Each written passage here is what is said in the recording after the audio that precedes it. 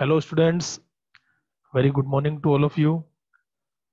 आज हम software engineering में जो डिस्कस करेंगे दैट इज वाटरफॉल मॉडल। तो वाटरफॉल मॉडल का डिस्कशन आज की क्लास में हम रखेंगे।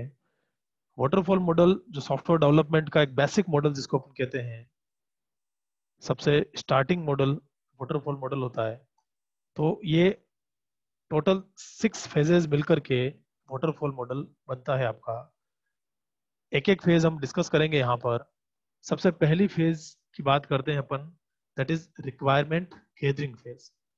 तो रिक्वायरमेंट गैदरिंग फेज जो सबसे इंपॉर्टेंट फेज हम कह सकते हैं, वाटरफॉल मॉडल की सबसे important phase requirement gathering phase ना।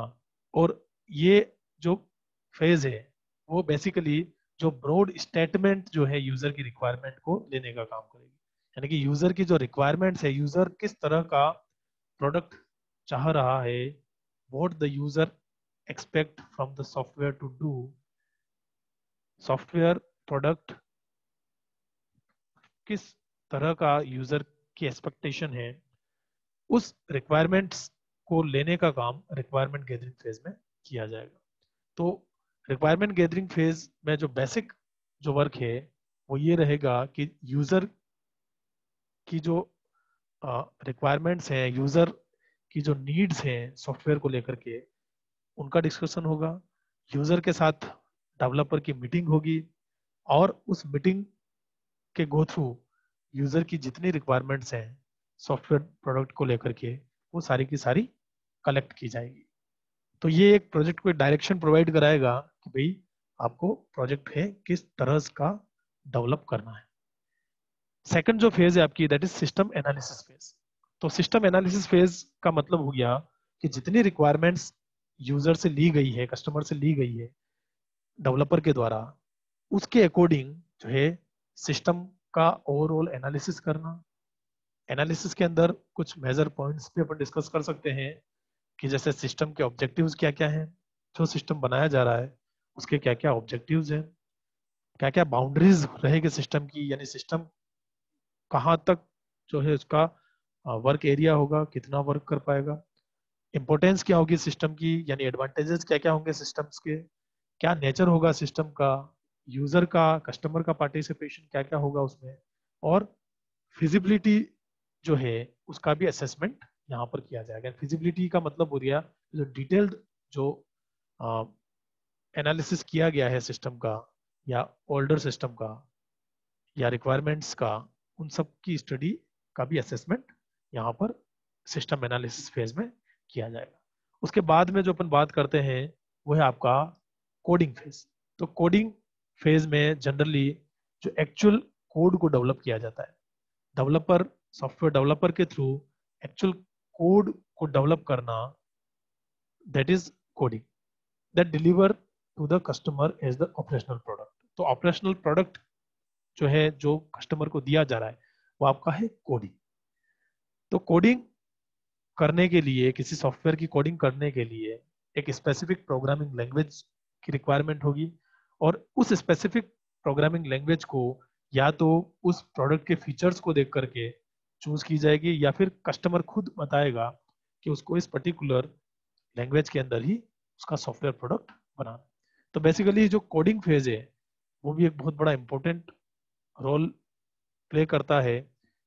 जो सॉफ्टवेयर प्रोडक्ट बनाना है, उस प्रोडक्ट को बनाने के लिए जो है आपका एक स्पेसिफिक प्रोग्रामिंग लैंग्वेज की रिक्वायरमेंट रहेगी, और उस प्रोग्रामिंग लैंग्वेज के थ्रू ही उस कोड को डेवलप और डिजाइन किया जाए। नेक्स्ट आपका जो इसमें आता है वो आपका आता है टेस्टिंग फेज। तो टेस्टिंग को हम दो तरह से देख सकते हैं, module testing and integration testing. Module testing का मतलब जो कोड डेवलप किया जा रहा है वो सेपरेट मॉड्यूल्स के अंदर डेवलप किया जा रहा है।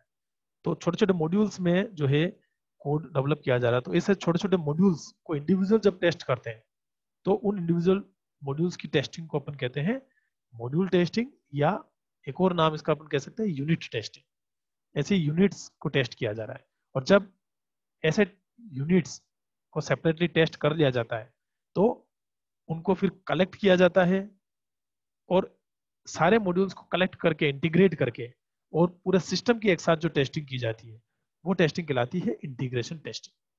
तो ऐसे सेपरेट मॉड्यूल्स को टेस्ट करना, देन उनको कलेक्ट करके इंटीग्रेट करके पूरे सिस्टम को टेस्ट करना, वो इंटीग्रेशन टेस्टिंग कहलाती है।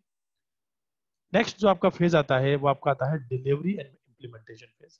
तो जब आपका प्रोडक्ट जो है, सॉफ्टवेयर प्रोडक्ट जब आपका डेवलप हो जाता है, तो उस सॉफ्टवेयर प्रोडक्ट को कस्टमर को डिलीवर किया जाता है।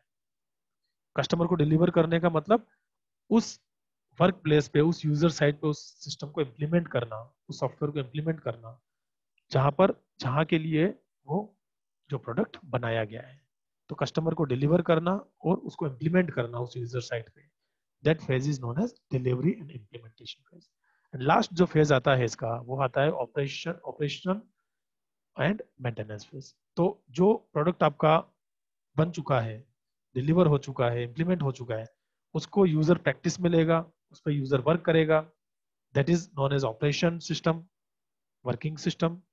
और अगर कुछ चेंजेस अगर होते हैं उस सिस्टम में यूज के दौरान, कस्टमर के यूज के दौरान अगर उसमें कुछ चेंजेस या कुछ फॉल्ट्स, कुछ एरर्स अगर वहां पर जनरेट होती है, कोई एरर्स जो है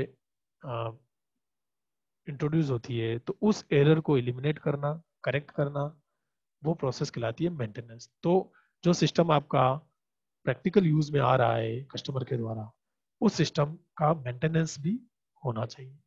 प्रॉपर मेंटेनेंस के थ्रू जितने भी एरर्स उस रनिंग सिस्टम में है, उस ऑपरेशनल सिस्टम में, उनको एलिमिनेट किया जाता है, उनको करेक्ट किया जाता है, और सिस्टम को फुल्ली जो है परफेक्ट जो है सिस्टम बनाया जाता है। तो इस तरह से जो है टोटल 6 फेजेस मिल करके आपका ओवरऑल वाटरफॉल मॉडल बनता है। तो एक बार और इसको समरी इसकी डिस्क्राइब कर लेते हैं कि वाटरफॉल मॉडल में रिक्वायरमेंट जितनी भी है यूजर्स की, उनको गैदर किया जाता है। रिक्वायरमेंट्स जो है यूजर की, किस तरह का प्रोडक्ट यूजर को चाहिए, उसके ऊपर जो है डिस्कशन होता है।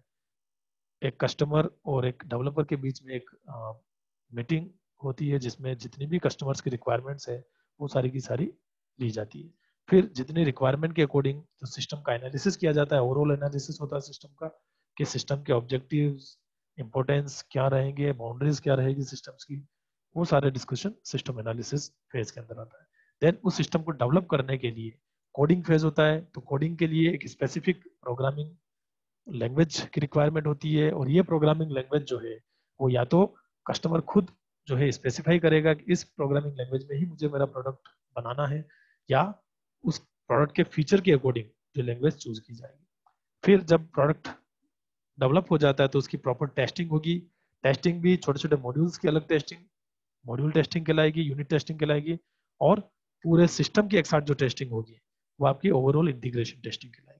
और जब सिस्टम बन जाता है तो डिलीवर कर दिया जाता है कस्टमर को, और उस पर्टिकुलर यूजर साइट पर उसको इम्प्लीमेंट कर दिया जाता है। देन लास्ट में जो है वो यूजर के द्वारा वो सिस्टम रनिंग में आएगा, प्रैक्टिस में आएगा, जिसको ऑपरेशनल सिस्टम कहेंगे। और अगर कोई एरर या कोई जो है फॉल्ट्स जनरेट होती है रनिंग सिस्टम में, तो उसको प्रॉपर मेंटेनेंस भी किया जाएगा। ऐसे मिला करके ओवरऑल जो है वाटरफॉल मॉडल आपका जो है कहलाएगा।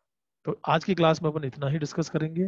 नेक्स्ट क्लास में हम बात करेंगे प्रोटोटाइप मॉडल के बारे में।